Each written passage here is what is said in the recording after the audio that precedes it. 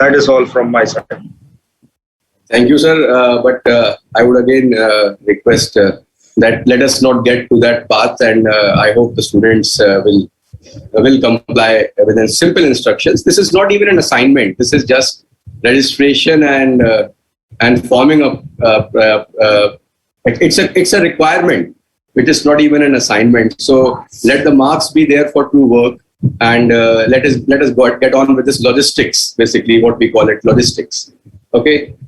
So I hope that people who may just check what their status on LearnWise, and they can themselves introspect whether they are the culprits who are bringing down the whole group, and they can just like do the remaining steps.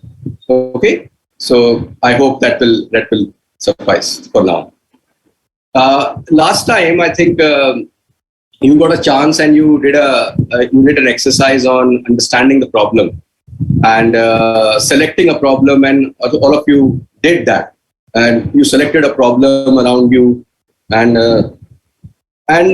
now today what we are going to do, there was this preliminary round of interview which you did. But today we will move step ahead. That's how most of the startups are formed. Once you identify a problem, then you have to identify whether this problem is worth solving or not. There are a lot of problems in this world. We all understand that. And all of us face some problem or the other daily. But is every problem worth solving? That is a question as a startup founder, you need to ask. So, and we should only try to invest our time and our resources in those problems, for those problems which may have a larger impact and which are worth solving. So how do we define the worth of a problem? Whether say it's a really an irritating problem, or it is like really, or it is, say for example, it is happening for a large number of people. That is also one of the criteria which we can understand. So if only we are having the problem and we try to solve that problem and try to create a startup, then we will be the only people buying from our startup. Okay. So it is better to think of a problem where a lot of people have the similar problem, at least. Okay. So one of the ways in which a lot of today in industry, people try to solve problems and to look for problems and solve problems is a technique very popular nowadays. It's called design thinking. And some of you must have heard about this term, design thinking. It's a very popular term nowadays. People are talking about it in newspapers, in magazines, and a lot of business people are talking about that. There is a course on design thinking and problem solving in your third semester also, which is an open elective. So which me and Sabui ma'am engages. So design thinking itself a large area, but here what we will try to do, we will try to understand that what are some of the principles of design thinking and how design thinking has really helped in creating what it is today. Now, one of the major beneficiary, I would say, of design thinking has been the consumer today. The modern day consumer has been the beneficiary of design thinking, because if you look around yourself, we look around products which are very nicely designed. Now again, design, sometimes people think that the look and feel of things, how it looks, yes, that is part of it. I would not say that's completely separate from that, but design is actually how things work overall. So look and feel is also part of it. So I think, for example, when Steve Jobs, when he was working with his team on designing iPhones, so he said that, see, if you look at modern day life today, we are always glued to our mobile phones. At that time, BlackBerry and Nokia, they were the popular ones. Okay. So, so do you really think that mobile phone it should be like an extension of ourselves? Because it's such an ingrained part of our life that every time we are holding a mobile phone and we are using it, and anything which is part of our extension should not be ugly looking. That's what he said. And that's where the idea of iPhone was born, and the sleekness and the style of iPhone and all these things was there. But And you can appreciate that nobody wants to hold an ugly thing. You remember those Motorola phones, but you will not. You must have remembered that Moto Razr was there, but even before that, Motorola had very thick mobile phones, and even Nokia had very bad-looking mobile phones, and in fact, they were very heavy and all. So and this was that. But iPhone changed that, and after when iPhone was launched, and there were every other mobile phone manufacturer started copying some of the features, and they all went for the sleekness and the beauty of the mobile phone, and it changed the whole industry as such.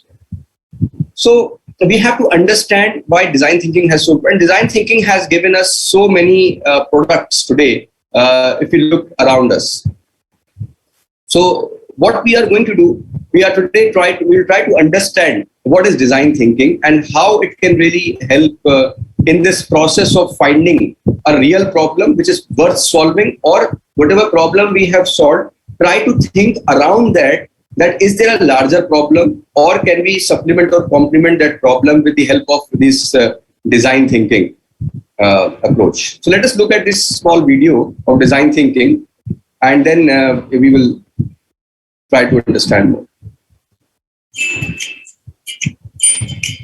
We are all creative, and we see connections everywhere. Harnessing this creativity to make something of value, to solve problems, to change the world is design. Wouldn't you like to harness your internal creativity? Think about it. Design is everywhere. Take a look around you. Can you find something that hasn't been designed? As Steve Jobs said, most people make the mistake of thinking design is what it looks like. People think it's this veneer, that designers are handed this box and told, make it look good.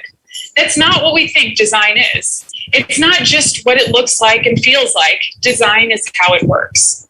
From making things that work to making life more comfortable or just a tad easier, or catering to specific needs, to entirely disrupting how other things work, like the Kindle and iPod, that completely changed how we experience books and music. All of this is design. Design is everywhere and touches all aspects of our daily life. And good design has a way of blending into your routine seamlessly. And really, aren't we all designers in the same sense that all of us deliberately design our lives, our rooms, and the way we do things?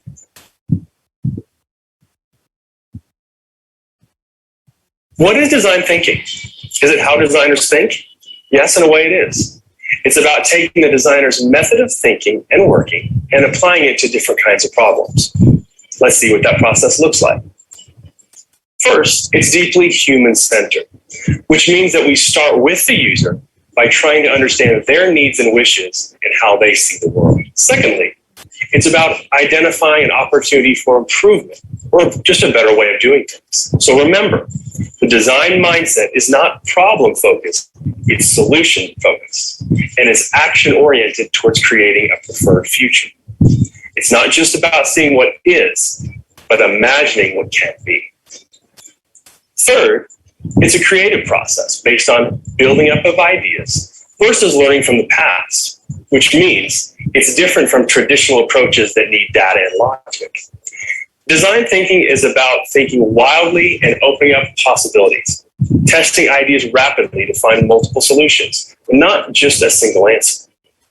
So in summary, design thinking is about combining empathy, imagination, intuition, and abductive reasoning to explore possibilities and create desired outcomes that benefit the end user. In the words of Tim Brown, the CEO of IDEO, design thinking can be described as a discipline that uses the designer's sensibility and methods to match people's needs with what is technologically feasible and what a viable business strategy can convert into customer value and market opportunity.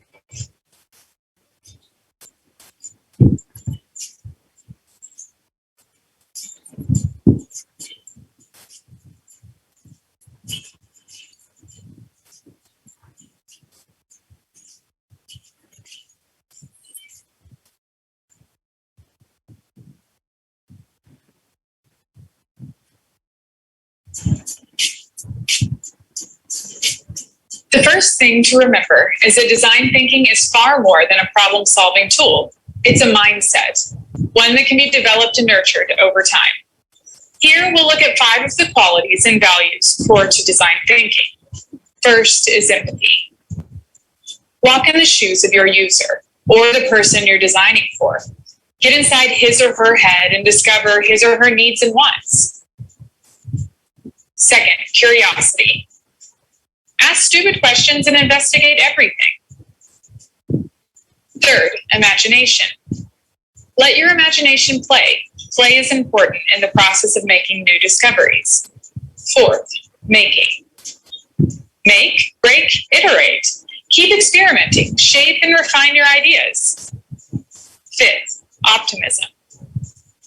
Have a positive mindset. Frame problems into opportunities. Do remember that design thinkers aren't born with these qualities or values. Rather, we all have the ability to imbibe them, given the right stimuli and experiences. And you already had your first stimulus in the activity you just did.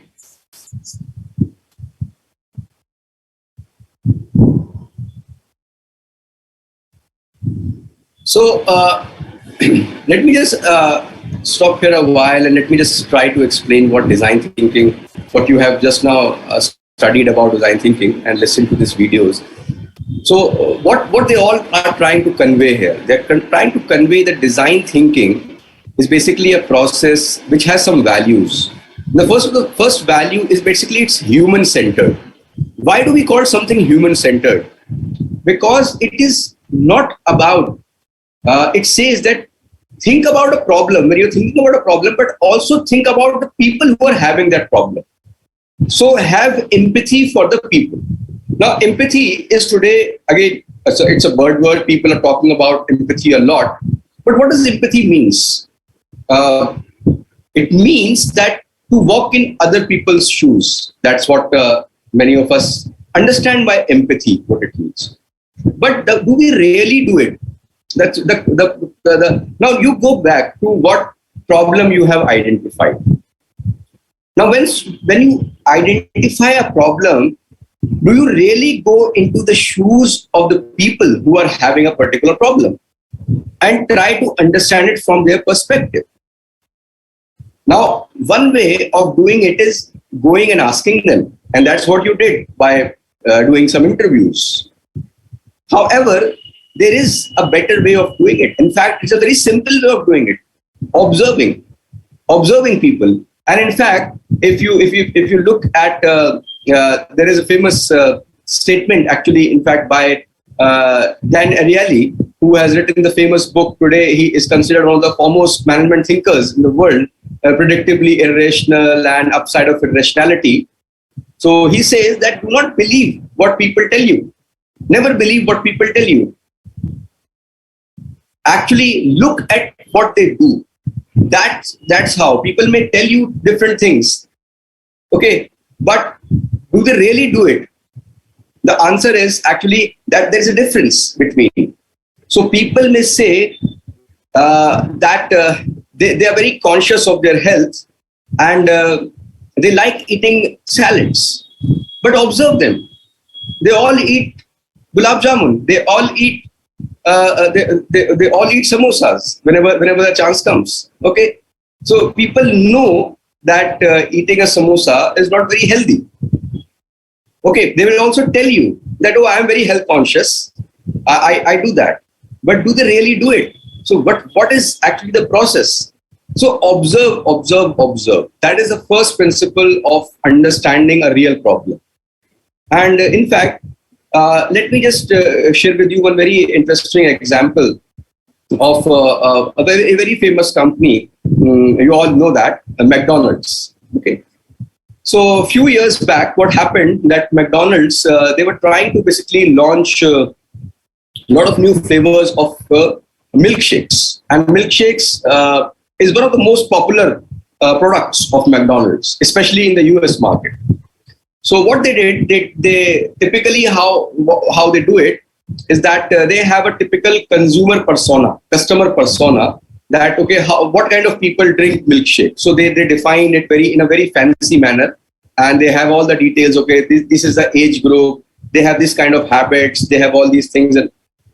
And once they have to launch, say, for example, new flavors, what they do, they invite different kinds of people from that persona and ask them to sit in a room, give them different flavors, and then note down, okay, did they like this flavor or not? And then they launch accordingly. They analyze the results and they launch. Now, they did the same thing in US. And what happened? And after this whole exercise, the sales did not increase. The sales were flat.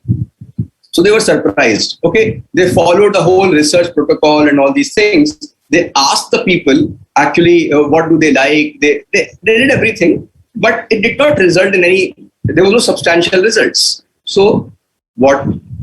They went to a famous consultant, management consultant, who is no more.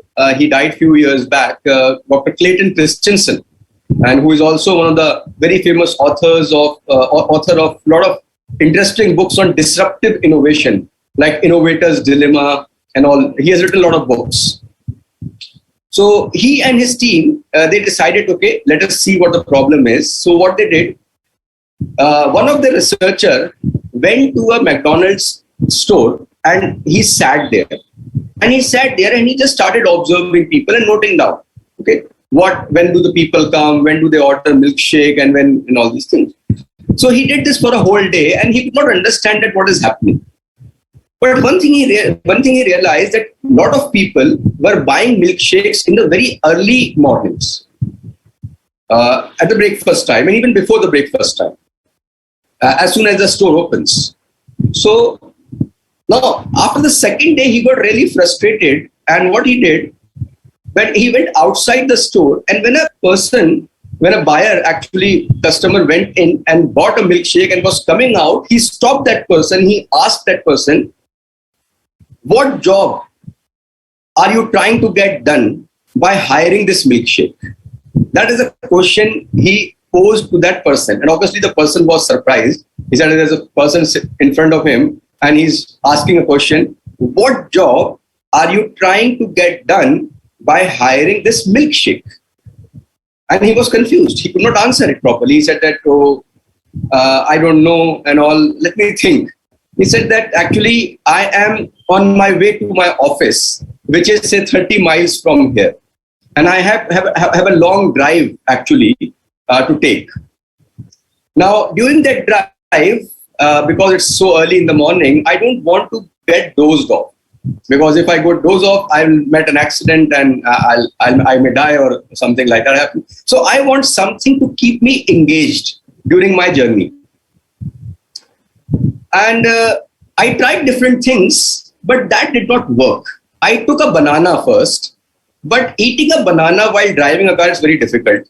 And it may again lead to a lot of accidents. So I dropped that idea.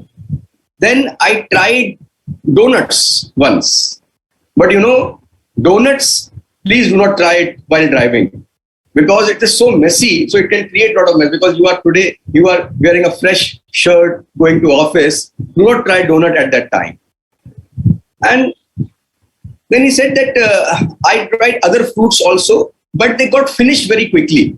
So because I have a long drive, I want something which keeps me filling and which can last longer.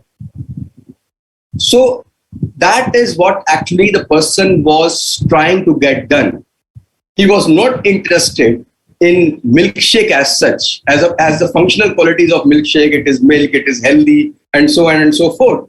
You drink it in the morning. So what the person was trying to get done, there were a lot of other jobs that the person was trying to get done, which people, if they would have just asked the person, they would have not understood it. But if this question would have been framed some other way, they would not even told that person that this is exactly what they were doing. So actually now what they did an experiment.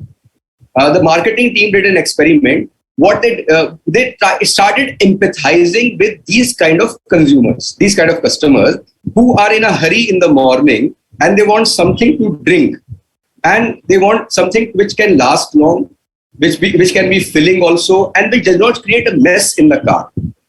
And you can also it's a nice cup, so disposable cup. There is always a stand in the car, so it doesn't create a mess also.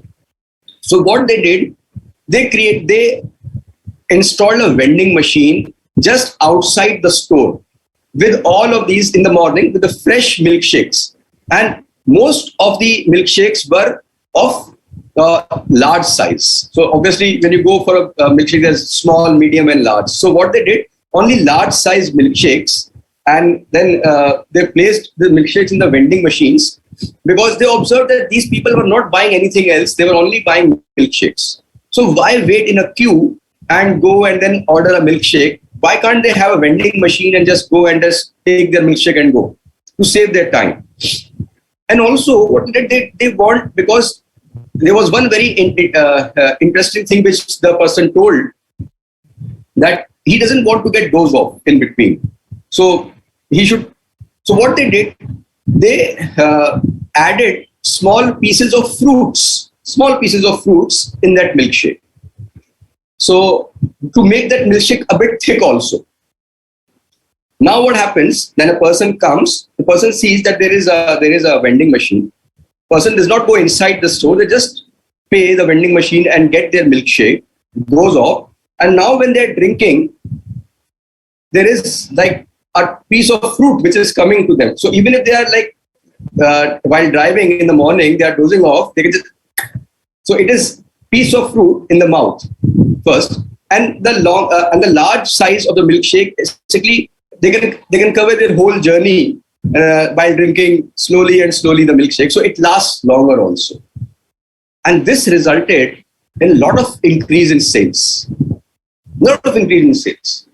So actually, this is a very, very interesting and very nice example of applying design thinking as well as asking the right kind of questions, that there are some jobs people want to get done by hiring products. And these jobs can be functional, like you want a healthy drink, milkshake that's a functional benefit. But there are some other benefits. They can be social benefits. They can be emotional benefits. There can be some other kind of benefits. Okay. So think about all of these things when you are looking at a problem. Try to basically think it from the perspective of design thinking and try to observe and empathize with the people who are having that problem. Now, the more you empathize with the people, the more insights you will get about the problem. So you want to say something, please? Yes, the very, very nice example that you have shared for us, sir.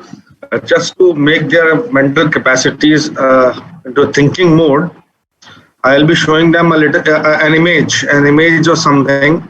Yes, sir. And that image, I want the solution. So you guys can look at the image.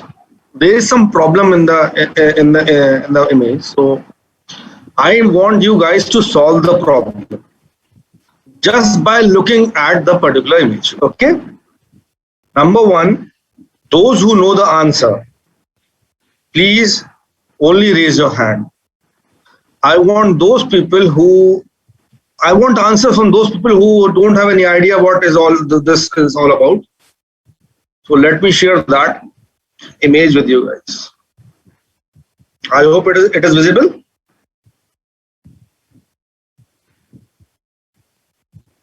Yes, sir. Yes, is the image visible to all? Yes, sir.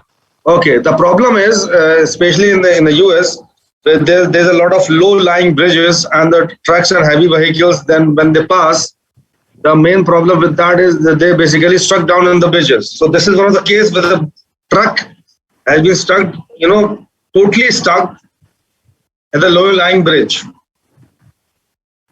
And now I want your answer that how to actually make the truck from this low-lying bridge. What will be your solution? Those who know the answer, they kindly raise their hand only. And those who wish to add something, they are most welcome.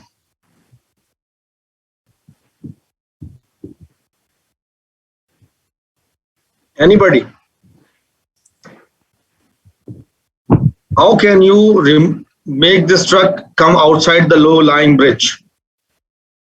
What needs to be done? Kya bridge hata dein? What should be? Okay. I have one answer with me. No problem. Zia, please hold on for a minute. Yes. मतलब at least think of something. क्या करना चाहिए हमें?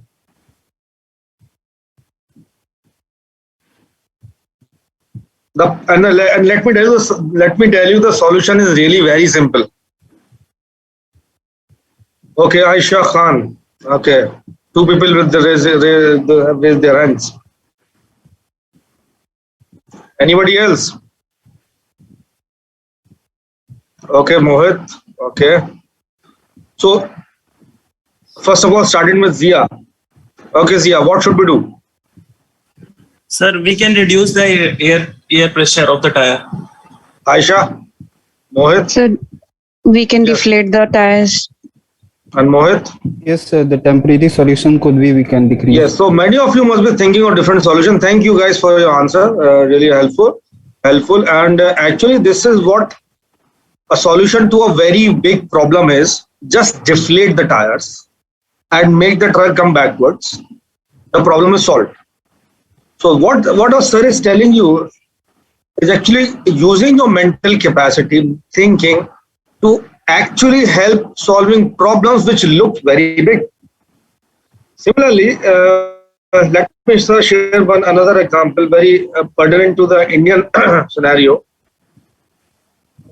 Just a moment. Yes.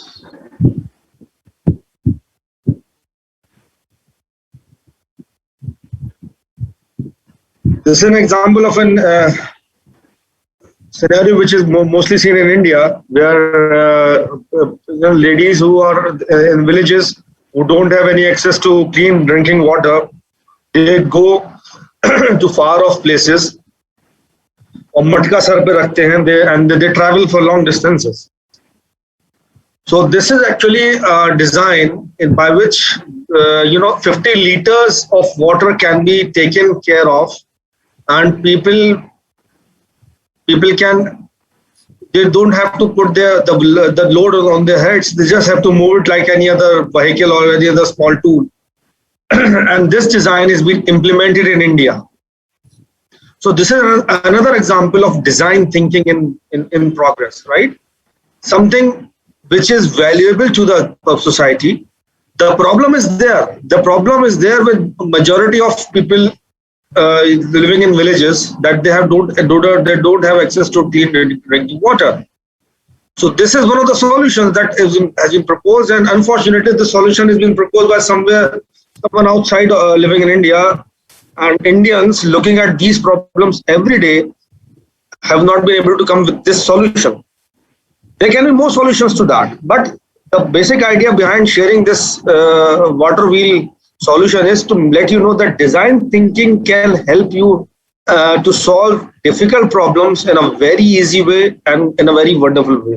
So this is the two examples, sir, that I wanted to share. That's it. You may please continue. Thank you, sir. Very nice examples. In fact, that's what the essence is all about.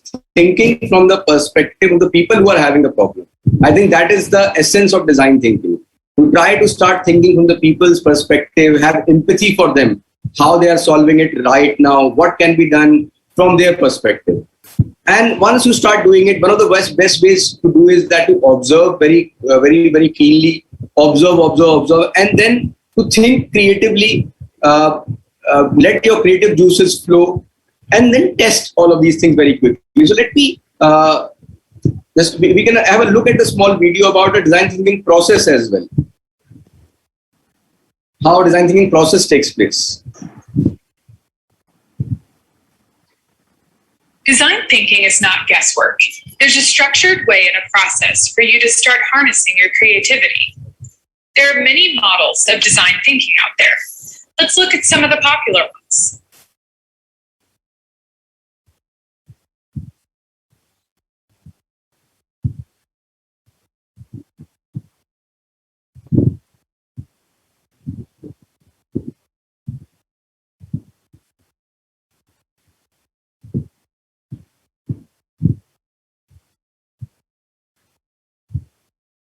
Design thinking is not guesswork.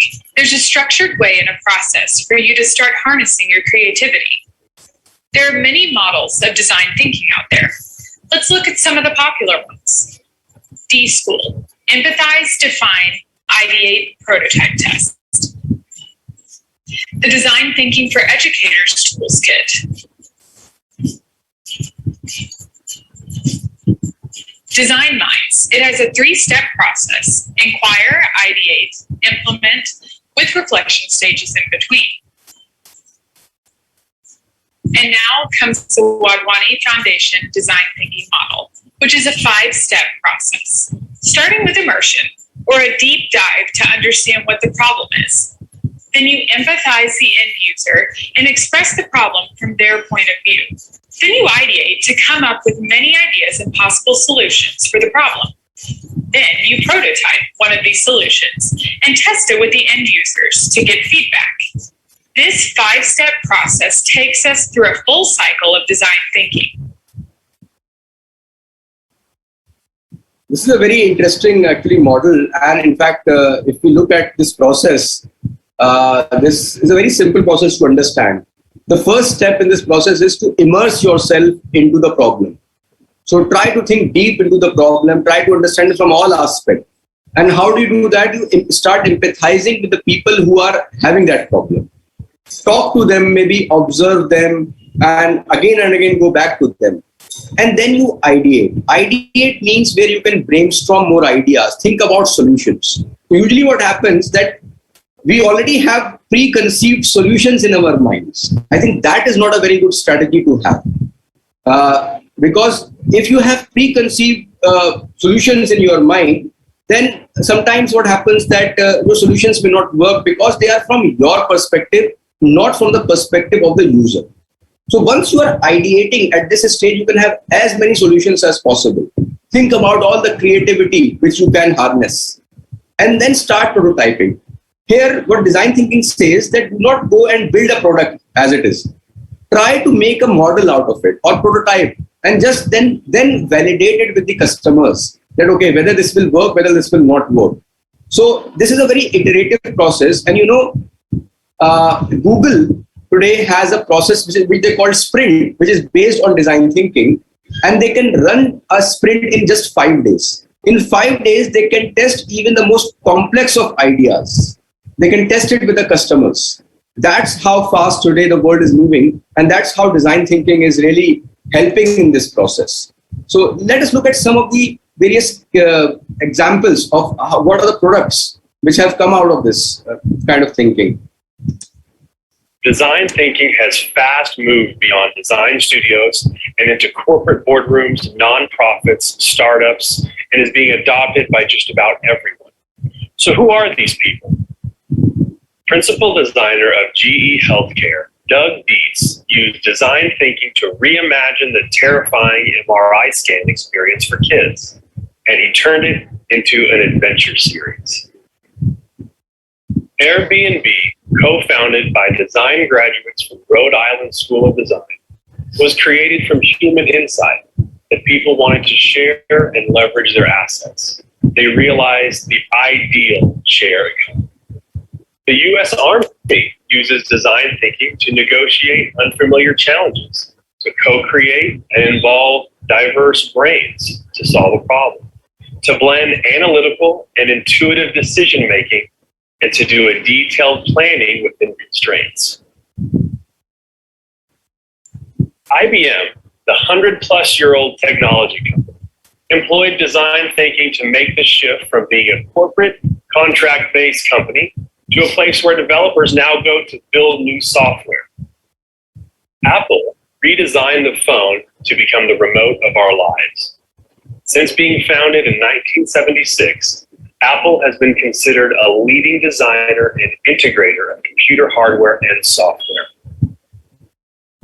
Design thinking was the way for FMCG giant Procter & Gamble to return to its roots as a company that pays attention to consumers. P&G started off with a volunteer force within the company that thinks beyond products to create an impact in customers' lives.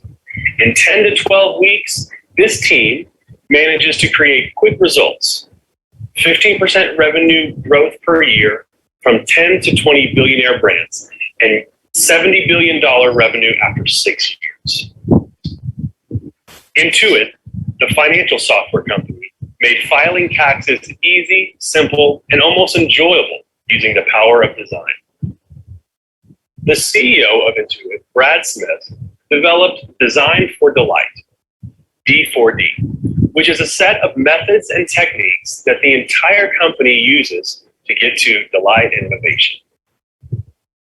Singapore's work visa application process is the fastest in the world, but the Ministry of Manpower decided to raise the overall standard of customers' experience and not just speed and efficiency. The Employee Pass Service Center was redesigned through design thinking. The creators of Embrace Infant Warmer, a revolutionary low-cost incubator at $25, used design thinking to design for extreme affordability in Nepal and for situations where access to hospitals was limited. So as you just saw, from healthcare to hospitality, from consumer goods to social innovation, design thinking has spread far and wide. It has not only created a lot of buzz, but also tremendous value and impact. So this is about design thinking, and now let us have anyone who has any question regarding this design thinking and how we can, how do they think, and any comment around how can they think they can implement design thinking with their process or with the problem they have already they have identified for their startup.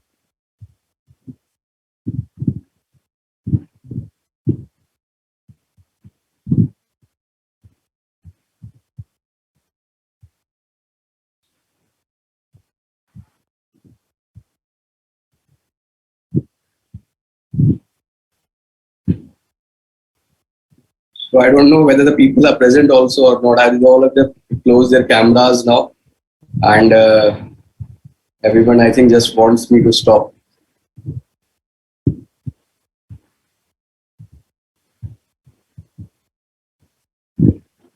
Let us have a quick poll on that.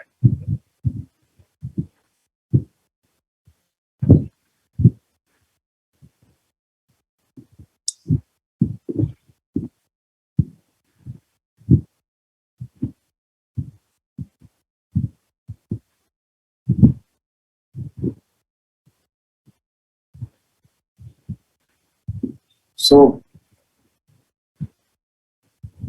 you have had a process, you have done this exercise of identifying a problem. Now, how would you like to proceed forward when you have this tool of design thinking with you? You know, so how can you use it to go further?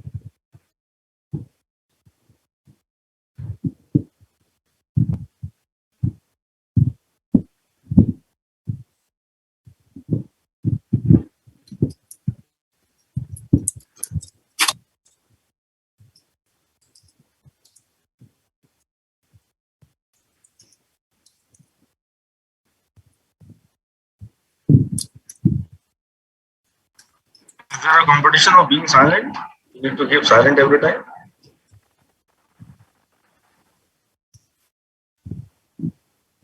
Sir, I have a question. Okay, so I was thinking of running this poll. I think let us launch this poll once, and let us have some people answer this poll.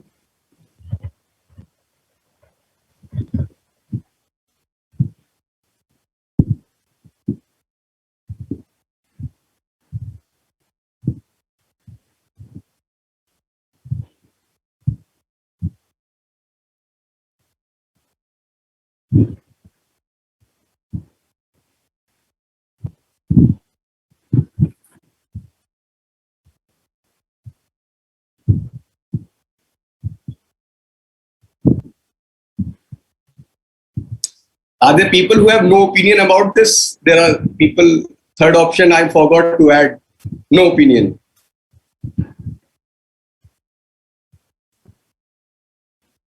No opinion, bracket sleeping. Sir, I have a question, sir. Yes. Yes, Faizan, just wait a moment. Let the poll be finished. We'll definitely try to answer your question. Okay. I think this percentage of yes is increasing slightly now. They are still confused. They're like, okay, नाम तो नहीं आ जाएगा कहीं पे साथ में कि मैंने yes बोल दिया है. तो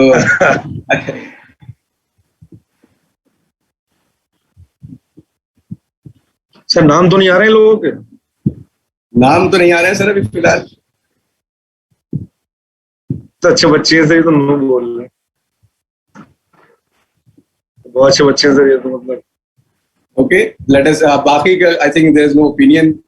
So let us end the poll. But still, the majority of the people think that okay, we should not end the class right now. So we will go with the majority, and I think the rest 18% of the people they are who wants to sleep. They will just have to wait a bit longer. Till 4:30. So 4:30, I believe we should be engaging in the class. We should start with the next lesson because majority of them are actually ready for the. They don't want to skip the class. Very nice. So okay, what was the question, please? Yes, Faizan. Yes, sir. So like you are saying that our venture should deal with the problem that is worth solving. So like in case of Zomato or Swiggy, sir, they just delivered food. And it was already delivered by restaurant themselves, but still they opt for this venture and they are successful. So I don't think, sir, this venture was dealing with the problem that was worth solving.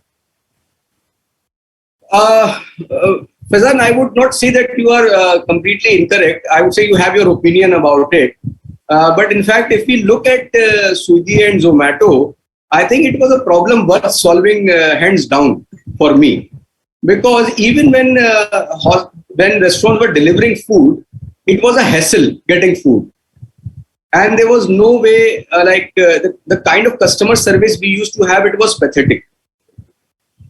So even if you think from the perspective of the user, again, apply design thinking on the people who were having that experience, I think that experience was not pleasant. So at least Swiggy and Zomato made that experience very pleasant. And yes, you may question their business model, you may question other things, but as far as being an integrator of service is concerned, I think I am quite satisfied with Swiggy and Zomato, and I would still, if given a chance, I would not like to order from the restaurant individually unless it is my brother's restaurant or my family one. So because they will have to give the commission to Swiggy. Otherwise, other than that, I would prefer to buy from Swiggy and Zomato. And I don't know about others. What do the others say? You can just have a reactions tab, and if you want, you would like to buy from Zomato, you can click on the yes green one and no from the red one.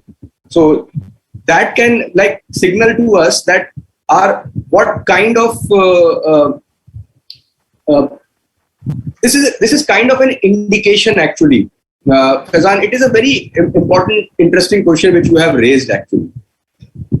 Today, if you look at the modern day business models, you will realize that lot of the idea of these business models is just customer service. Better customer service, better interface. We have seen examples of companies who have just created a nice interface and they have done a wonderful job. Behind the scene is everything the same, but just by creating a nice interface, it creates. You have an example of a company today. How many of you, I don't know whether you have used Echo Insurance. Echo.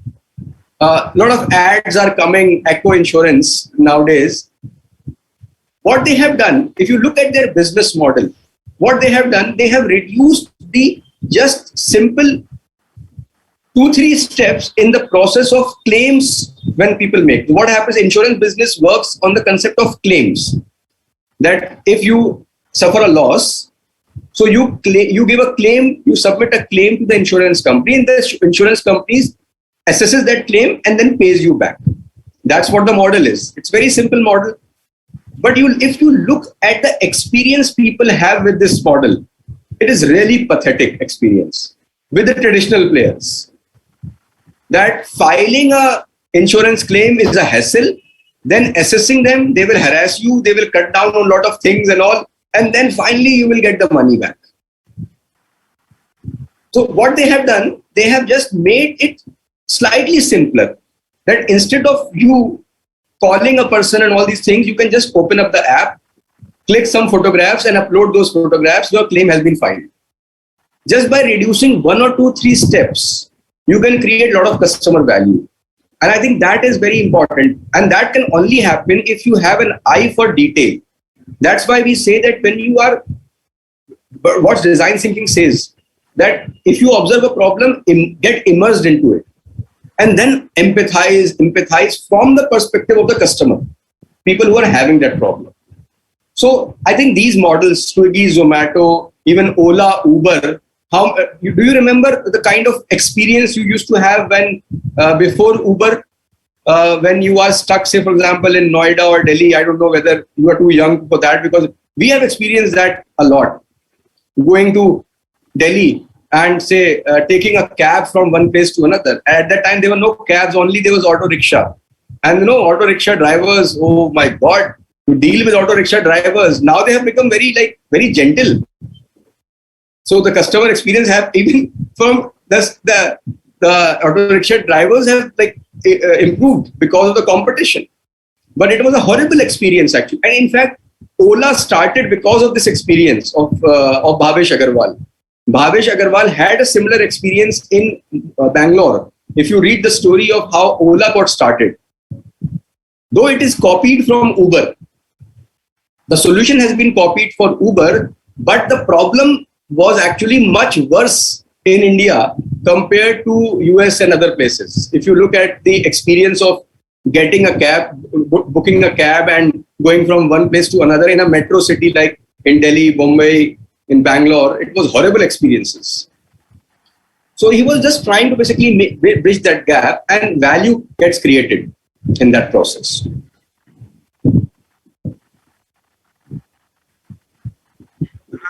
And let me add something to it for us, sir.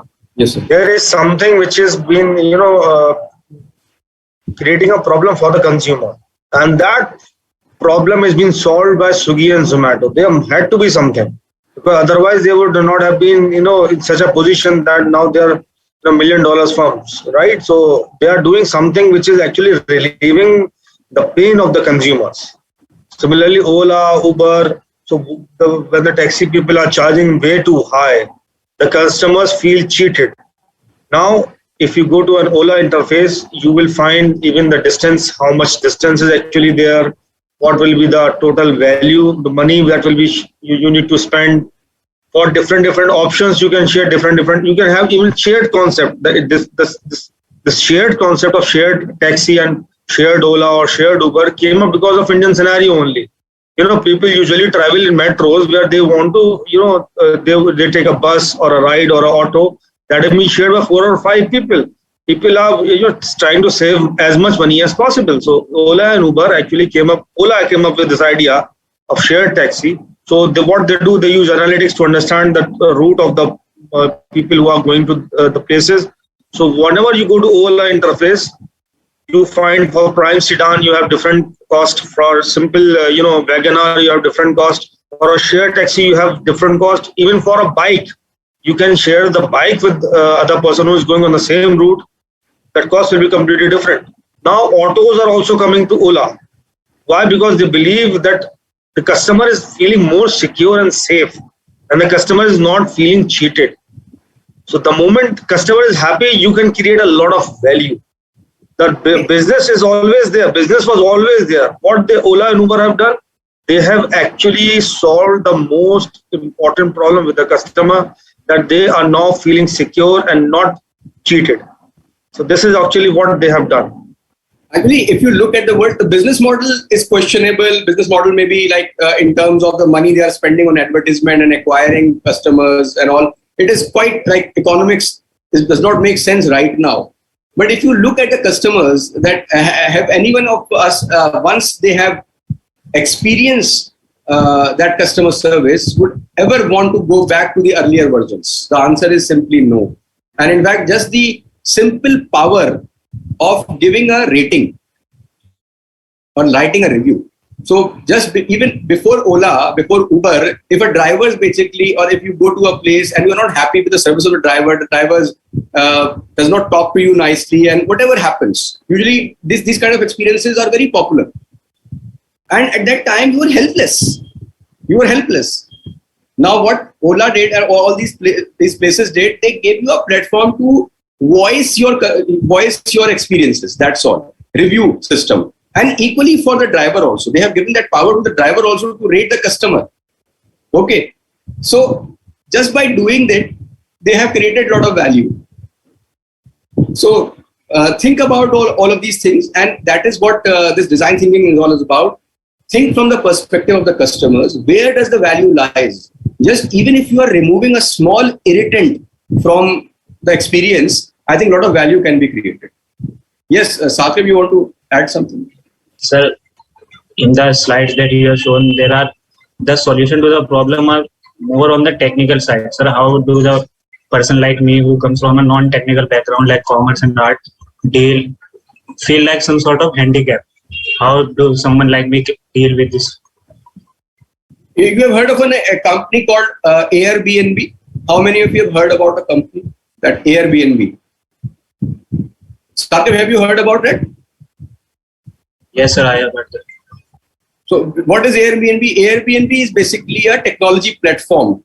It's an app and a mobile-based platform which connects people who want to stay at homes, and people can rent out their homes and all. Okay, or rooms in the homes. That's a technology platform. None of the founder of Airbnb is a technical person. None of the founder.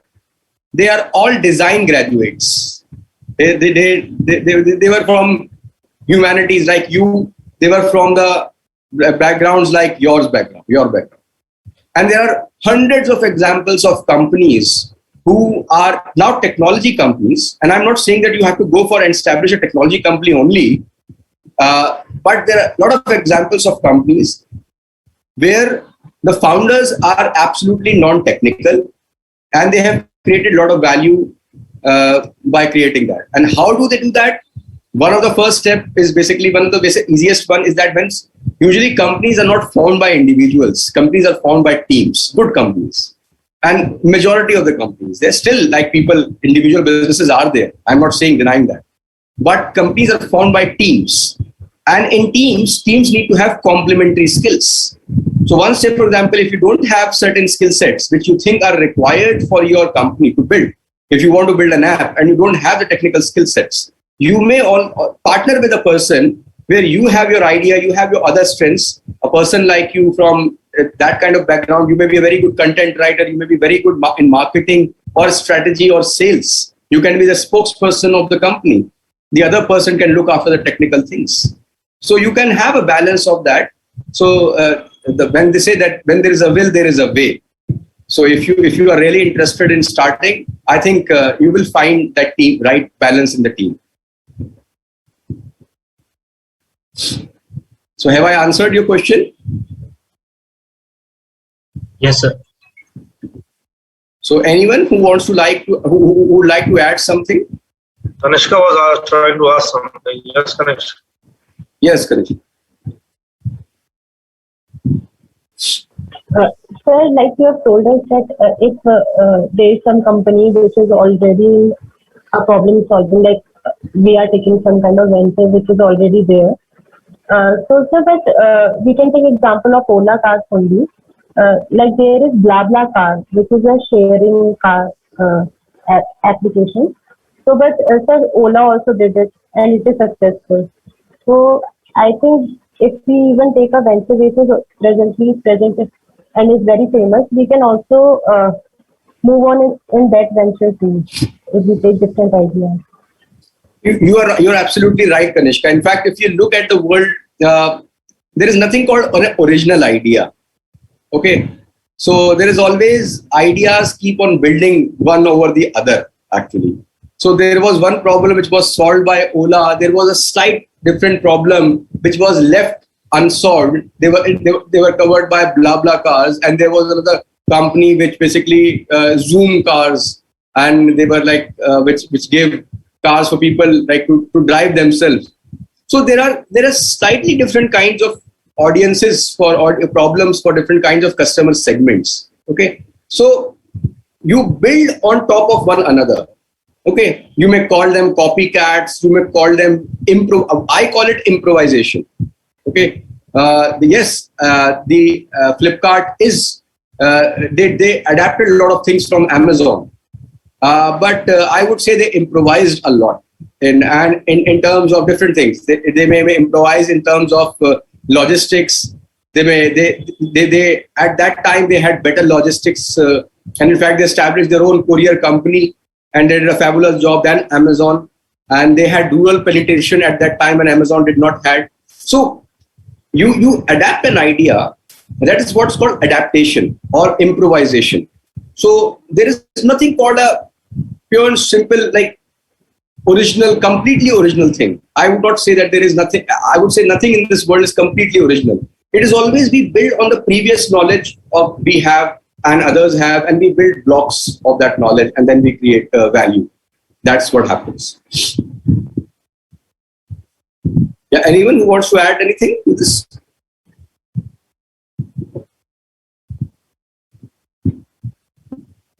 All right, so let us quickly move ahead, and I think there are some people who still who really want to sleep also after this. So I would not just keep them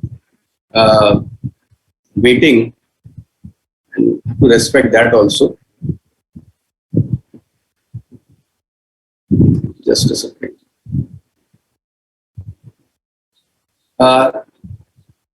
So what we will do.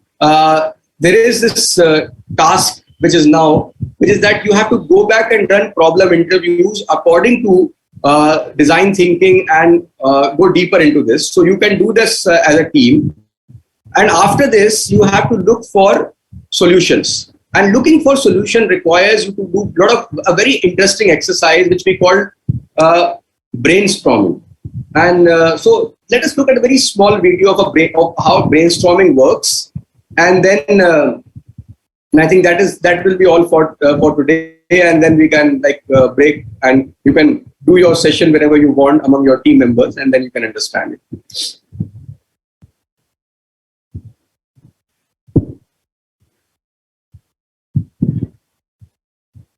Hi there, my name's Aaron. Did you know in 1953, Alex Osborne wrote a book called Applied Imagination, and the word brainstorming took the advertising world by storm. Today, almost everyone uses it. Working people, designers, students, entrepreneurs, and simply put, brainstorming is a group creativity technique which is used for idea generation. It allows the free flow of ideas and thoughts within a short frame of time. So, are you ready to try brainstorming? Always remember that brainstorming works best when you follow these 4 rules. Rule number 1. Generate as many ideas as possible. Strange as it may sound, quantity will lead to quality. Rule number 2. Don't criticize or stop or even interrupt anyone. Let everyone have their say. Rule number 3. Welcome seemingly wild and crazy ideas. Rule number 4. Build upon each other's ideas. So that's a very, very simple actually exercise which now you have to do. You have to do 2 things now. You have to go back and do these problem interviews, and because this data which you can use of these problem interviews in your milestone 1 presentation also, and then you have to do a brainstorming session and then look for ideas to solve that problem. Again, now you can have as many ideas as you can in this brainstorming session, as many ideas. So think of all the crazy ideas, and then once you have written all the ideas, don't criticize anyone. Whosoever is contributing, let them contribute in this process. And then you can then list down, okay, these are the priority 1, 2, 3. These are the ideas which are really crazy, and we will look at them afterwards and all. So you can prioritize after the brainstorming session. But during the brainstorming sessions, try to build onto each other ideas. And sometimes even the crazy ideas can lead to a lot of interesting solutions and wonderful things. Okay. And once you have done these two things, the final task is basically try to assess whether your solution it's called back of the envelope calculation. Okay, मोटा calculation करके देखना है कि क्या हमारा business idea, is it worth going forward? Will it result in some value or not? So sometimes it is called back of the envelope. Why? Okay, friends are sitting together and एक envelope के पीछे ही calculation करके, it's simple. It's that simple a calculation which we do to understand whether we will be able to make money or not. Okay, so it is a simple template here where you basically whatever idea you have had. So कुछ indicative columns हैं यहाँ पे.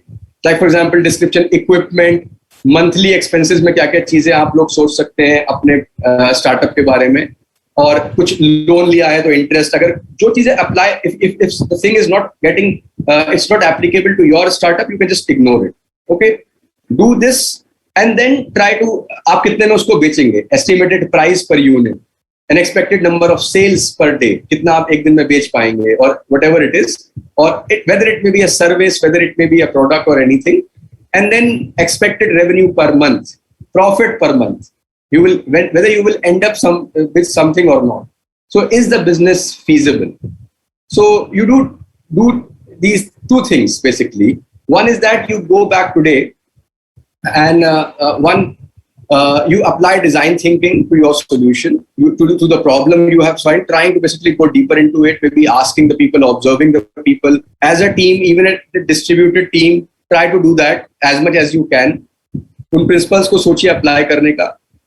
Then उनको record करना है आपको problem interviews में. उसकी sheet है. There is this milestone 1, task 1, and in that sheet try to record those interviews. Okay. And then you do this exercise that whether your solution after brainstorming, whatever solution you have come down to, whether it is whether it will result in any money or not. So it is back of the envelope calculation. जैसे कहते हैं ना बहुत छोटा मोटा calculation करके देखना है कि whether it will result in any profit or not. This is how entrepreneurs do. Affordable loss भी calculate कर लेते हैं इसी में कि कितना है, हम लोग इतना अगर lose कर जाएं तो कोई problem तो नहीं है. So with this, we will end today's session. If you have any doubt, if you have any query related to any of these things, I think you can ask right now, or you can even post the questions on the group. I would really encourage all of you, whenever you are working actively, please use the group effectively. Please post questions on that related to your startup, or even have conversations, but obviously not private conversations related to entrepreneurship. Have it on the group, okay, so that we can also be part of it. And because and if you have anything very specific to ask, please ask. And if you require any specific help, let us know what kind of help do you require. Okay, so do this by the end of this week, that is Saturday. Please do these two activities: milestone 1, task 1, and milestone 1, task 2, please. And next Wednesday when we will meet, we will start lesson 3, and your milestone 1 template will be available to you if everyone completes the process on LearnWise. And do not give the chance to Lame sir to get into that mode, please. I would request you to please, even if I see that there are only 42 participants today in the class, and it's the others who might be behind pulling you down might not be in the class.